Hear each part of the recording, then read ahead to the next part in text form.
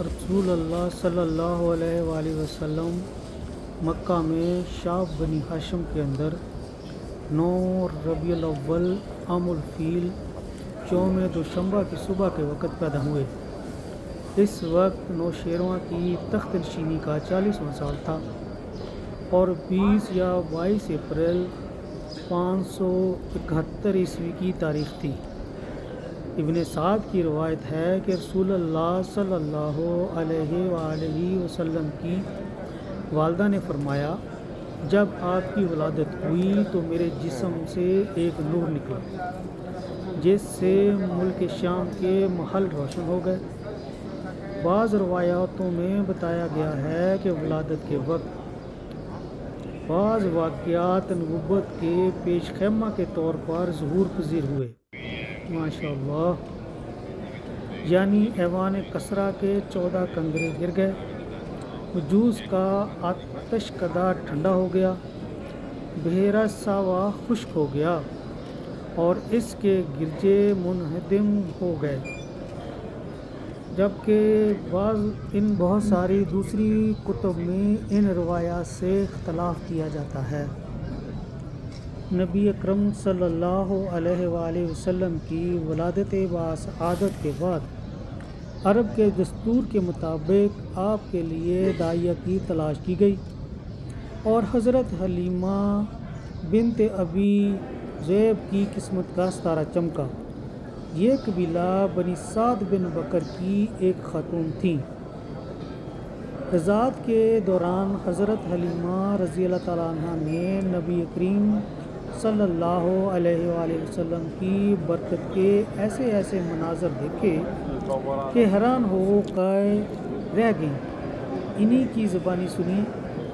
ابن اسحاق کہتے ہیں کہ حضرت حلیمہ رضی اللہ تعالیٰ عنہ بیان کیا کرتی تھیں کہ وہ اپنے شوہر کے ساتھ ایک چھوٹا سا دودھ پیتا بچہ لے کر بنی سعد کی کچھ عورتوں کے قافلے میں اپنے شہر سے باہر دودھ پینے والے بچوں کی تلاش میں نکلی۔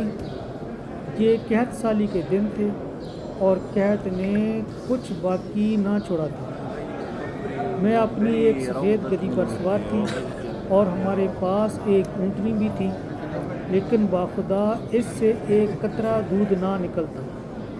ادھر بھوک سے بچہ اس قدر بلکتا تھا کہ ہم رات بھر سو نہیں سکتے تھے۔ نہ میرے سینے میں بچے کے لیے کچھ تھا، نہ اونٹنی اس کی خوراک دے سکتی تھی۔ بس ہم بارش اور خوشحالی کی آس لگائے بیٹھے تھے۔ میں اپنی گدھی پہ سوار ہو کر چلی تو وہ کمزوری اور دبلے پن کے سبب اتنی سست رفتار نکلی کہ پورا قافلہ تنگ آ گیا۔ خیر، ہم کسی نہ کسی طرح دودھ پینے والے بچوں کی تلاش میں مکہ پہنچ گئے۔ پھر ہم میں سے کوئی عورت ایسی نہ تھی جس پر رسول اللہ صلی اللہ علیہ وآلہ وسلم کو پیش نہ کیا گیا ہو، مگر جب اسے بتایا جاتا کہ آپ صلی اللہ علیہ وآلہ وسلم یتیم ہیں تو وہ آپ صلی اللہ علیہ وآلہ وسلم کو لینے سے انکار کر دیتی، کیونکہ ہم بچے کے والد سے داد و دہش کی امید رکھتے تھے۔ ہم کہتے تھے یہ تو یتیم ہے، بھلا اس کی بیوہ ماں اور اس کے دادا کیا دے سکتے ہیں؟ بس یہی وجہ تھی کہ ہم آپ کو لینا نہیں چاہتے تھے۔ آخر میں سب کو کوئی نہ کوئی بچہ مل گیا، صرف میں رہ گیا۔ خالی ہاتھ واپس جانا مجھے اچھا نہ لگا۔ میں نے کہا کہ جا کر اسی یتیم بچے کو لے لیتی ہوں۔ میرے شوہر نے بھی کہا کہ کوئی حرج نہیں، کہ نہ اللہ اسی میں ہمارے لیے برکت دے دے۔ میں نے جا کر بچہ لے لیا اور محض اس بنا پر کہ مجھے اس وقت کوئی اور بچہ نہ مل سکا، جب میں بچے کو لے کر واپس اپنے بیٹے پاس آئی اور اسے اپنی آغوش میں رکھا تو اس نے جس قدر چاہا دونوں سینے دل کے ساتھ اس پر مٹ پڑے اور اس نے سیر ہو کر پیا۔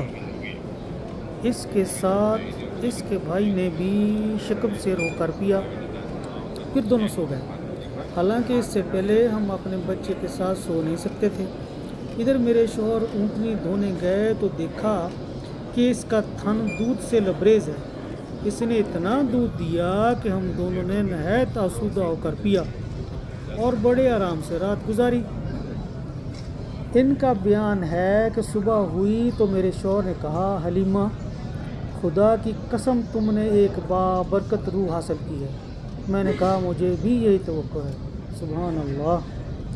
حضرت حلیمہ کہتی ہیں کہ اس کے بعد ہمارا قافلہ روانہ ہوا کہ میں اپنی اسی خستہ حال گدی پر سوار ہوئی اور اس بچے کو بھی اپنے ساتھ لیا، لیکن اب وہی گدی خدا کی قسم پورے قافلے کو کاٹ کر اس طرح آگے نکلی کہ کوئی گدھا اس کا ساتھ نہ پکڑ سکا۔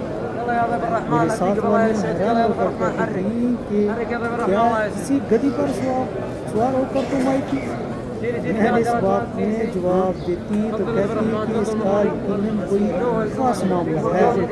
پھر ہم ساتھ ساتھ اپنے گھروں کو واپس آ گئے۔ علاقے میں قحط کا وہی عالم تھا، لیکن میری بکریاں چرنے آتی تو آسودہ حال اور دودھ سے لبریز واپس آتی۔ ہم دھوتے اور پیتے جبکہ کسی اور انسان کو دودھ کا ایک قطرہ بھی نصیب نہ ہوتا تھا۔